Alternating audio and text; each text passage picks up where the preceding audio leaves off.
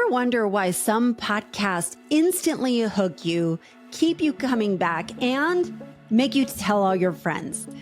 Ooh, I have been waiting to do an episode like this. And today we are going to break down exactly what makes a top podcast, especially those in the self-help space, so damn irresistible. And by the end of this quick hit episode, you're going to clearly see why you love it so much and how you can do the same with your own show. And what's going to be interesting about this particular episode is you are not going to be able to hear your favorite shows again the same way, because you're going to be hearing and go, oh, yes, that's true. Now I'm hearing it everywhere. Now I'm seeing it everywhere. And so one of my favorite things, my brain kind of thinks in podcasts. Because I do this for a living, I help people launch their podcast.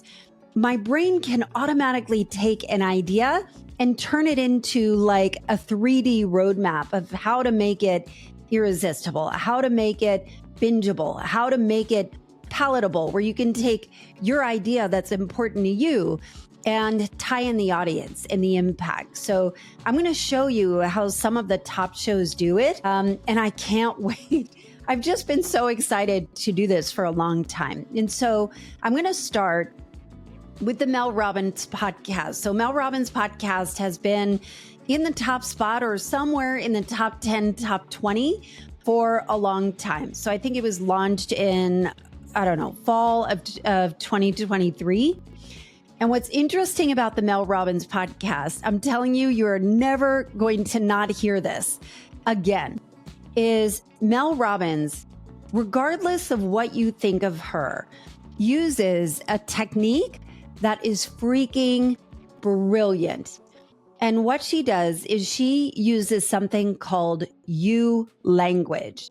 So when you listen to a podcast and when you think about, I think about Glennon Doyle's podcast, We Can Do Hard Things. If you listen to that show, you'll know that they refer to their audience as the Pod Squad. And so when I listen, I may be like, Pod Squad. Well, I'm not getting together with other people and making decisions about the show. It feels like a group that I'm not in. And so what Mel Robbins does differently is she does not call her audience you guys or audience or the people I talk to. She will use you language. I know what you are thinking. And you're thinking, Mel Robbins, you are out of your mind. And you know why I know you're thinking that? Because I feel the same way. I have struggled with XYZ. And you'll notice that it is consistent in her writing of her books, of her emails, of all of her content are all talking directly to you. And even when she refers to her listener in her show, she will always talk directly to the listener. But if she talks to a guest, she always says, I want you to talk to my listener right now. I need you to talk to my listener who is struggling with blah, blah, blah. And you're like, yes, she's talking to me. And what's interesting about the Mel Robbins show, there aren't a lot of shows that actually do this, believe it or not. It feels like such an intimate connection because it's almost as if it is your mentor urgently talking to you across the table at a coffee shop saying, girl, I know you're struggling with this. I struggled with it too. Here's a path that I think is going to help you. And so it comes from a little bit of a less preachy way because it feels like it is super genuine and super urgent because she uses the you language. Whatever you may think of her, Mel Robbins is in, has some, I don't know if she has challenges, but there is a poet that had released the Let Them theory in, I think it was 2023.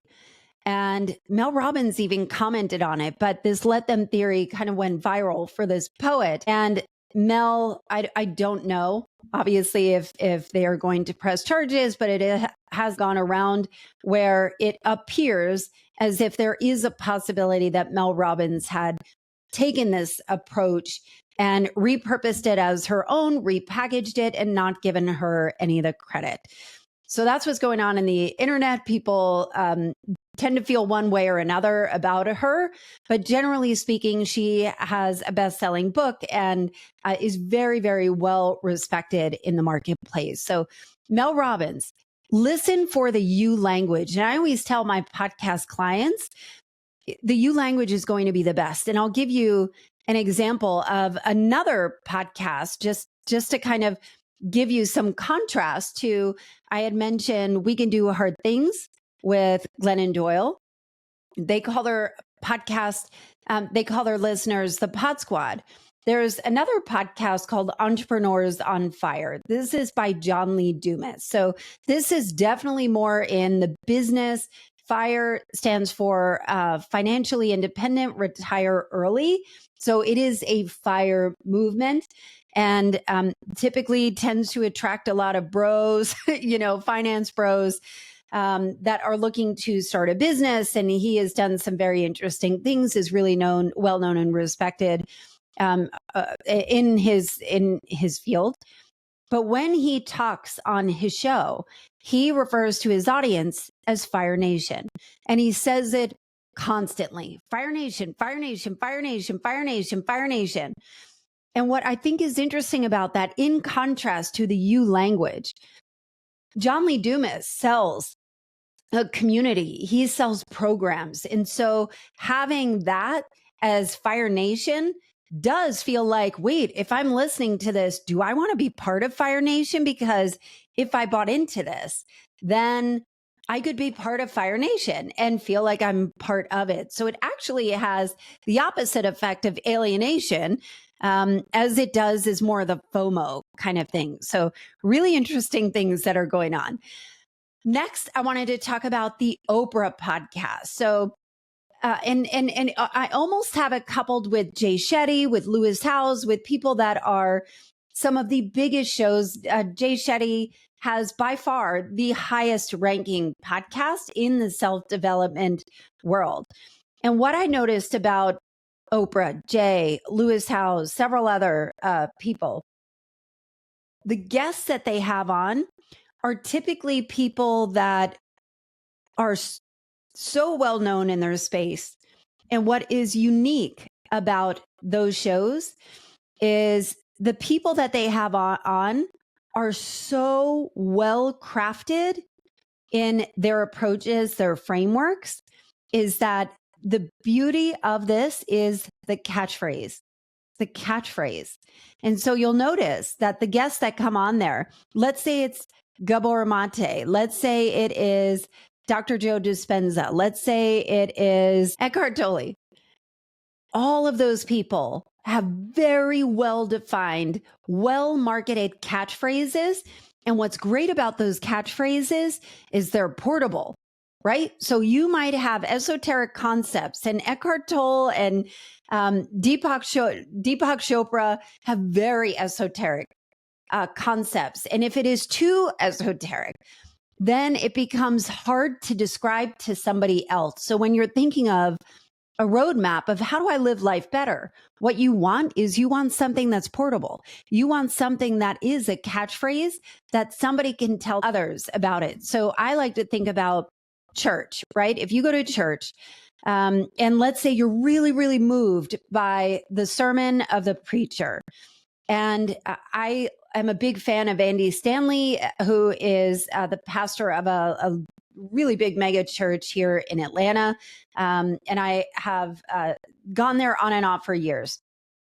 And I remember hearing him talk about how he crafts his sermons to make everything rhyming, clever, memorable, short catchphrases, because the challenge, what he wants is he wants that blueprint to be able to be shared. If you go to a pastor or go to a church service or a sermon and you're like, man, I was so moved. And people would say, well, what was it about? And you're like, it was something about spirituality and you don't know. But if you have a catchphrase, it's easy to share. And when you share those ideas, that's how culture changes. That's how lives change. It helps you remember. It's like Mel Robbins and her 5, 4, 3, 2, 1, right? It's easy to conceptually grab them, or even the let them theory. And so having these people on that have memorable catchphrases make all of the difference. I do want to go back to Glennon Doyle. We can do hard things. So there are 3 hosts of that. So there's Glennon Doyle, there's Abby Wambach, and then Amanda Doyle, who is Glennon's sister. Abby Wambach is Glennon's wife. And so they have one of the biggest shows, also in the top 10 right now. They have done incredible work. What is interesting about Glennon, who wrote the book Wild, is that the book? The name of the book, Wild? And you're a goddamn cheetah. Again, another catchphrase that was easy to spread.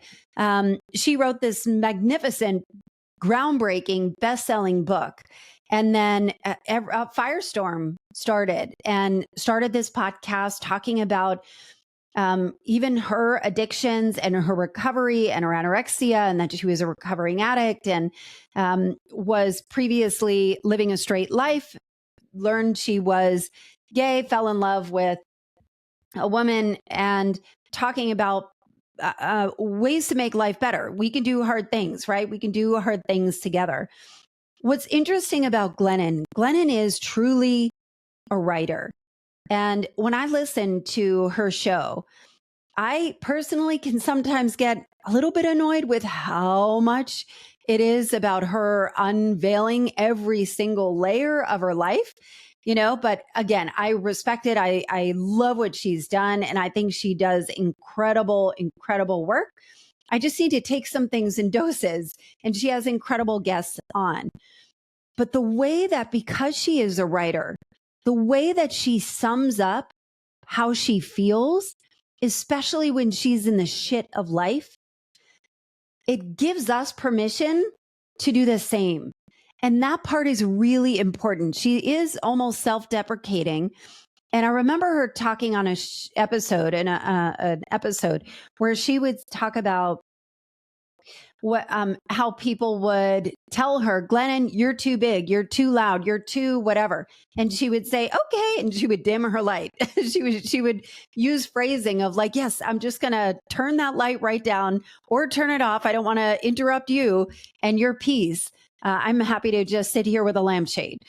And I love that she would talk about those things that I don't know that I would have ever admitted that out loud, but it gives us permission to do it. So I think there are a lot of big, big benefits to that show and why it does so well, because it is so raw and it is so vulnerable. And the more vulnerable people have to say the quiet part out loud, or the thing they don't want to admit, always gives us permission to say it and maybe normalize it, so it doesn't feel like this festering secret or this festering thing of us feeling like a fraud, the imposter syndrome. Okay, so next I'm going to talk about Smartless. So Smartless is not a self-help podcast. One of the crazy things about Smartless, it is like on the top of everybody's list. So I did like an informal poll. It's always on the top of it. My aunt, who happens to be my godmother, she's like 80 years old and she loves it. I mean, granted, she's cool as hell anyway, but she loves the show. And what I think is interesting about Smartless, first of all, those 3, Jason Bateman, Will Arnett, and Sean Hayes, are awful interviewers. Like, they suck so bad. And certainly they always dunk on Sean Hayes being a bad interviewer, but they're all really bad. But what is so entertaining and captivating about these 3 is them ripping on each other. It's hilarious. There is no malice when it is towards each other. And then, of course, they have these incredible celebrity guests, and it's entertaining throughout. Personally, I wish they would be better interviewers, but it is so interesting from a laugh perspective. one of my clients is or was the commercial break, Brian Green of the commercial break. If you have not heard the commercial break, this is kind of in the comedy section. The commercial break is #1 in comedy improv in the US in Spotify and Apple Podcasts. It is ranking on the comedy charts as well, pretty high. It is such a funny show. And Brian and Chrissy started this podcast in 2020, and they were part of my very first podcast cohort, or at least Brian was part of the very first podcast cohort. And one of the things I always ask of anybody who is working with me, what is the promise that your podcast has? What is the promise that every single time you publish an episode, you can guarantee that your listener is going to walk away with a snack, walk away with something? Maybe it's a catchphrase, maybe it's a framework, maybe it is something else. For Brian in the commercial break, their goal is that every single episode, you are going to laugh out loud, like literally not laugh out loud, not like think to yourself, oh, that's kind of funny, but like spit your soda out of your nose. It's so funny. And they do a great job of that. And I think Smartless kind of falls in that category of making people laugh out loud, or just, when they start ripping and just railing on each other, it almost sends out like a chain reaction of just excitement and laughter. And that part is really, really great. Okay. Next, Armchair Expert with Dax Shepard. This ends up in a lot of people's lists. And I believe, I think the rankings, I need to check it again, but they skew more female, which is funny because you hear a lot of tampon commercials and feminine product commercials on Armchair Expert. Armchair Expert to me is probably the trifecta of humor, great guests, and freaking brilliant dialogue between Monica Padman and Dax Shepard and whoever his guests are. And what's interesting about a podcast and the anatomy of a good podcast is you want to hook them right in the beginning. You want to make sure that the beginning stages of any podcast is going to be 100% benefit focused. Tell them what they're going to get out of the show before they even keep listening. You don't want to have a long preamble, right? You want to get right to the meat, and then you can do like the backstory and have the meat of it. What's interesting about Armchair Expert, and perhaps this is because they are celebrities, because they are super comfortable doing this as well, is they have like their interview, but then they have the fact check, right? After that. And it's like 30 additional minutes. And they put that at the end. And to me, that feels like a really ballsy move. It works when you're a celebrity and you've got an opportunity to do that. But for me, if I did that, I think I would lose people, and so it's kind of interesting when you hear about what is so captivating, but they are so brilliant at humor, intelligent conversation, as well as great subjects. And so they are perfect when it comes to content. And a lot of times people will come to me and they'll say, my podcast isn't growing. I need to market it better. I need to do something more. And the answer really is nothing to do with marketing. You need better content. And so how do you get better content? And part of that is like, a lot of times people come to me where they have their ideas and it might be a good idea, but they might be 1 degree off, or they might need to tighten the bolts a little bit where it has legs and it also has a foundation for them to be strong on. And so podcasts like Armchair Expert, great name, great hosts, really great topics, and they've proliferated into so many where they have experts, they have celebrities, they have anonymous ones. It really has become an entire franchise that has proliferated well across that, where they're making money hand over fist in that and able to still act and do all of those things. Now, granted, they've got a lot of leverage, right? They are celebrities. They started with money. And so is this a norm? No, but a good incredible content, of making your content not just, I want to get it out there, but I want to get people talking about this, is how to position. How to position your perspective is really what makes all the difference there. Then we can't talk about top podcasts without talking about Joe Rogan. Joe Rogan has been number one forever. Now, recently, he has kind of toggled back and forth now. There have been some other shows, including Mel Robbins, including some news podcasts that have kind of banged him out of the top spot, which he has always dominated. I also want to be clear on Joe Rogan. People look to Joe Rogan as the gold standard when it comes to podcasting. And when they think about Joe Rogan, they think money, $100 million contract, exclusive rights. He can say whatever he wants, and life is just easy. He has been doing this for 20 years, almost 20 years, maybe if not more. This is not like he just showed up and blowed up, right? He has been doing this and crafting his style for a long time. And so I do find that sometimes people will talk to me and they'll ask me, like, I just, want to get my idea out there. And really the kind of secret hope is that they're just focused on getting that first one out there. Let me just get over the hump and I'll just keep going. And really the hope is they are hoping that, like Beyonce dropping an album at midnight, that people are just going to be excited and tell all their friends, and then the Rogan money will show up. But that's not really how it works. There is a little bit of a long game here. But Joe Rogan, man, what he does really, really well is he has an opinion. He has a really strong opinion, right? But he comes with curiosity about it all.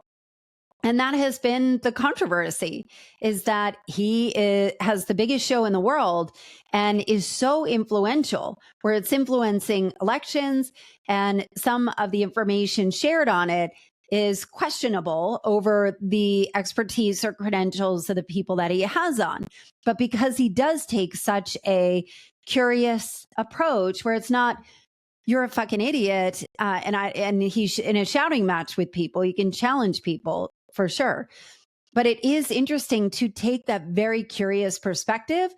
Diary of a CEO, Stephen Bartlett, also has been accused of being too curious and platforming experts that may or may not be true, but truly impact people.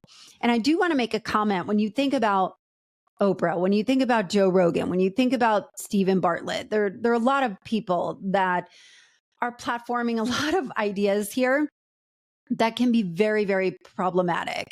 And when I think about those ideas and those experts, sometimes you have to identify and trust the source. So when I think about Oprah, like Oprah has platformed, really launched Dr. Oz, Dr. Phil, and people that have been, whose credibility has been questioned or completely removed altogether.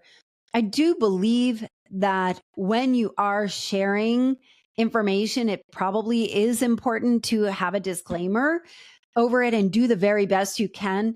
I know for me, there are some people that I've had on my podcast that, had I known what I know now, I would have never had them on. But with my best intention, I have invited them on, not knowing that maybe there was something nefarious that I was not aware of until later. So I don't know. That's kind of a Debbie Downer, but I do think there is some grace. There are spaces and places for it all. And then I think about the number one podcast in the world is The Daily, is the New York Times daily podcast. They truly have changed the way the news is consumed. And I could not be talking about podcasts without the news. And when I was looking at, this is according to PodTrack, the top 20 shows in the US, top 20 shows in the US, 14 of those 20 are news programs. 2 are true crime. 1 is spiritual, Jay Shetty. 2 are variety storytelling, like This American Life and Stuff You Should Know. And 1 is sports.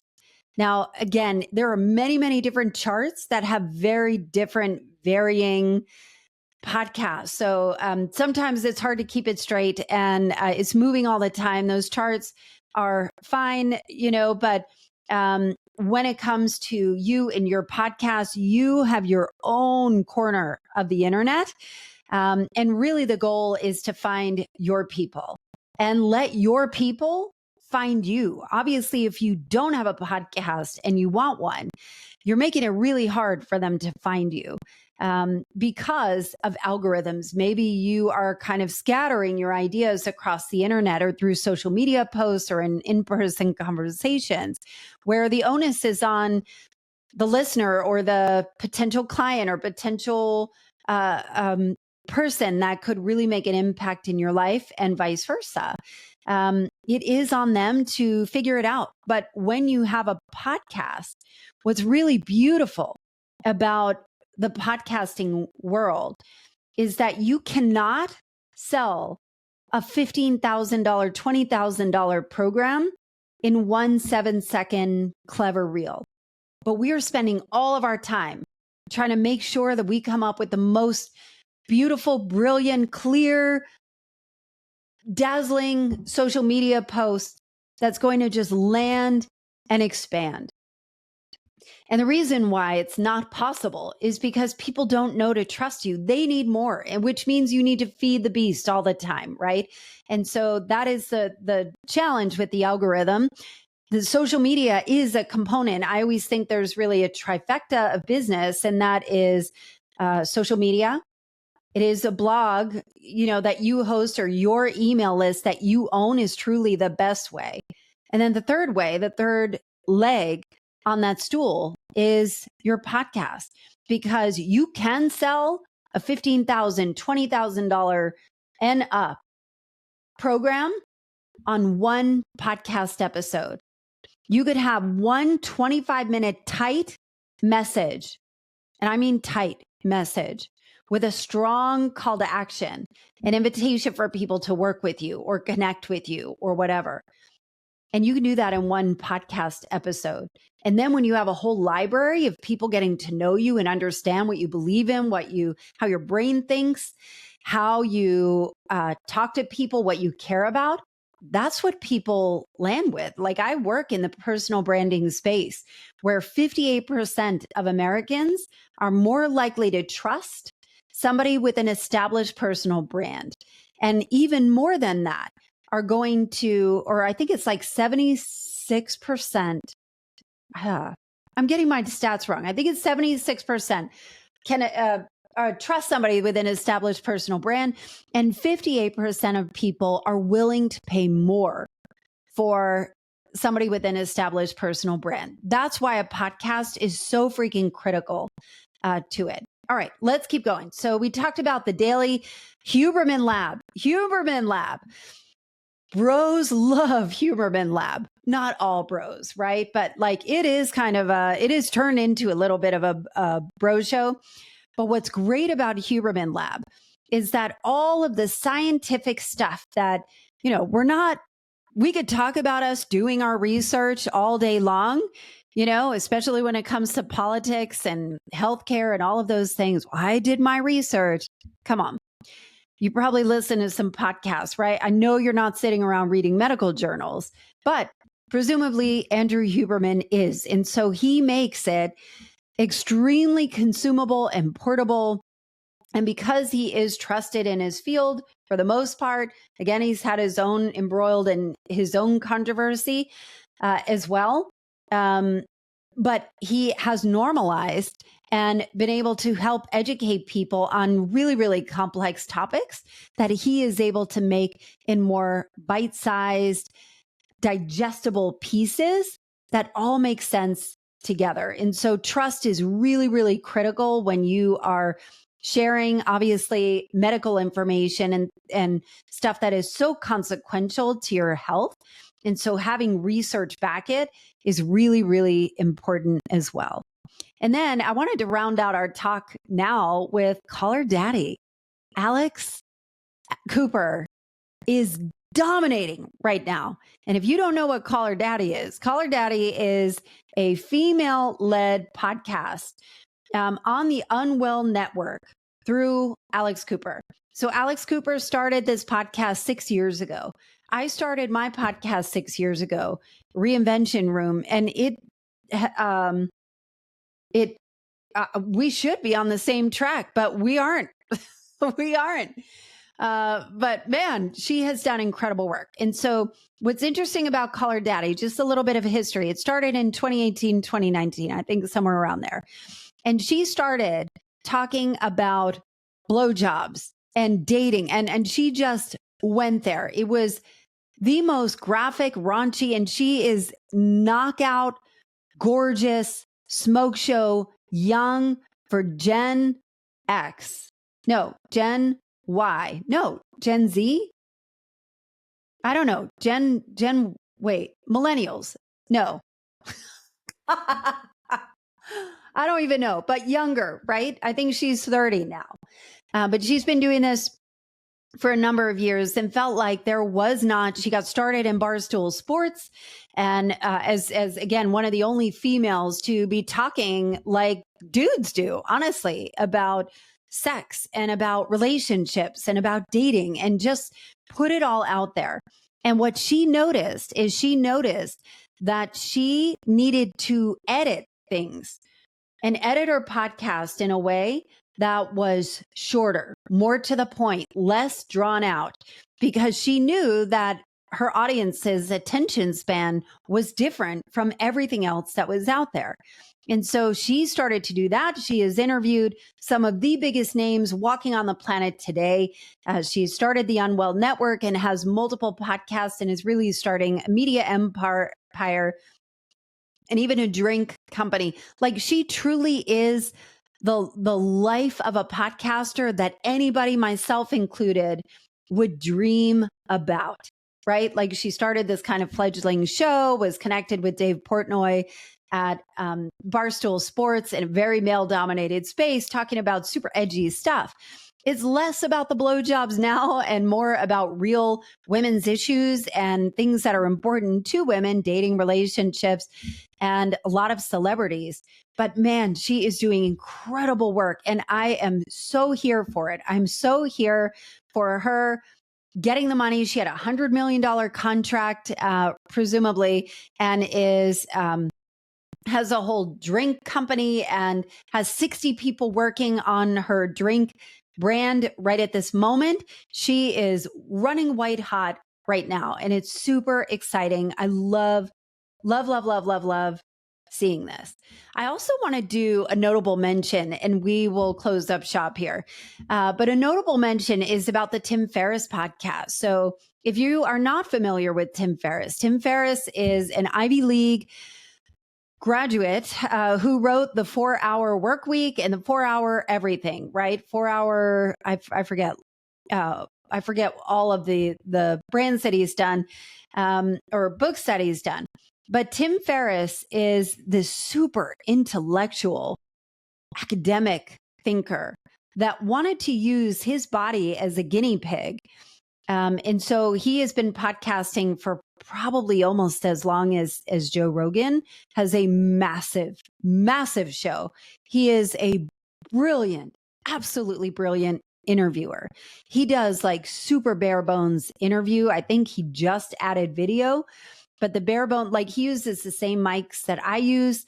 And it's just super duper simple. There aren't a lot of bells and whistles to it at all.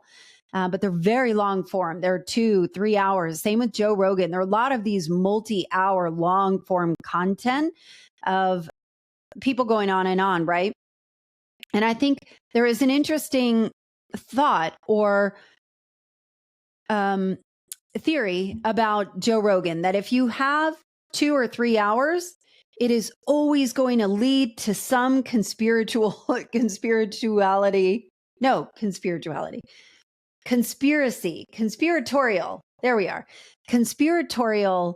content because of the way he asks his questions, that if you let somebody talk for long enough, you start to get they're real weird.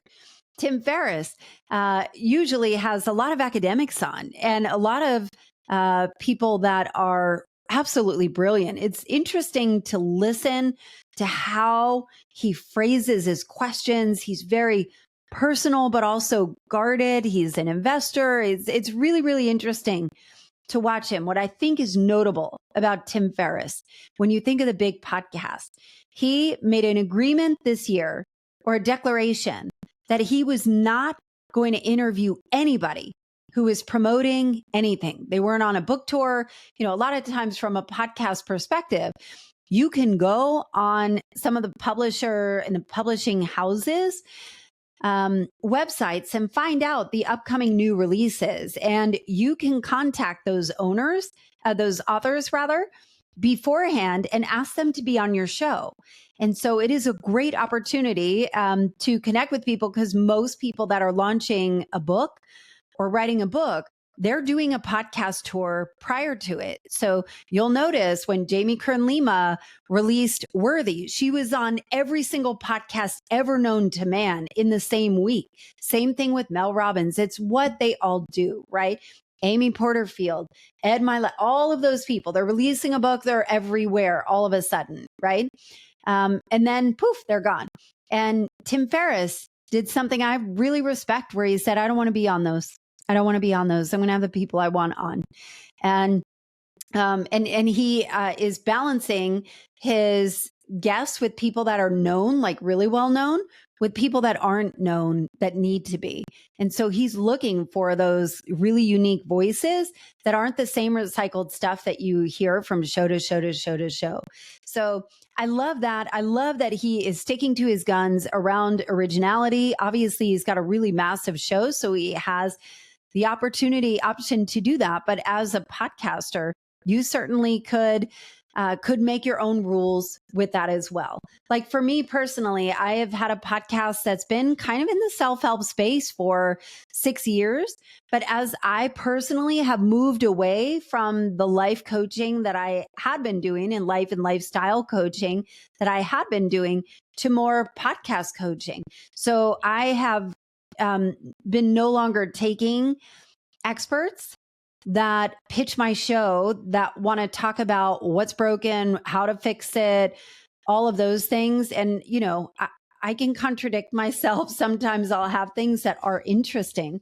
But for me, I personally feel, and this is my philosophy, it's kind of the cornerstone and the anchor of the show, that people who come here, I don't believe you're broken or need to be fixed. And so when I think about Mel Robbins, who I actually really, really like her stuff, but I can only take it in doses. And when I think of most of the people, honestly, that I've talked about on the show, especially in the self-help and the personal development space, when I started to look at all of the podcast episode names, and they were all how to fix, how to get better at, stop doing whatever.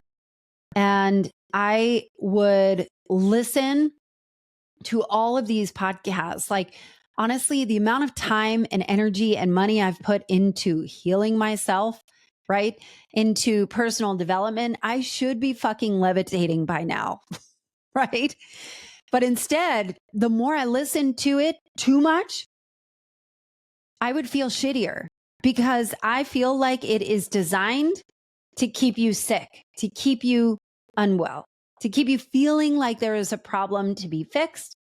And then you can buy their book and consume their information and all of that. I do think in doses, it really, really is helpful. And those frameworks are helpful. But as a general rule, I've come to the realization that I don't want to be, I feel like I don't want to be talking down to you.